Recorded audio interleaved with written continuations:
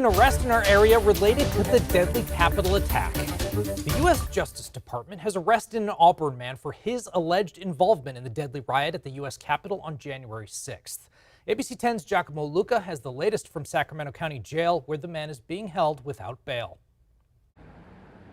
A longtime family friend who spoke with ABC 10 on the condition of anonymity tells me Sean McHugh has lived a, quote, problemed life. He has a history of being in and out of jail, but this family friend never knew McHugh was political. U.S. Justice Department officials released several images from social media and police body cameras of McHugh's involvement in the riot. The Auburn man seen spraying what authorities describe as a yellow chemical irritant and pushing a metal sign into officers. A federal criminal complaint just unsealed alleges McHugh was captured in videos that feature McHugh encouraging the crowd with his megaphone to intimidate officers and approach the police line. McHugh was arrested on multiple federal charges, including assaulting a police officer with a dangerous weapon. He appeared at the federal courthouse in Sacramento for the first time Thursday. Now, the close family friend we spoke with tells me they aren't surprised that McHugh would have gotten caught up in what they called, quote, extremism.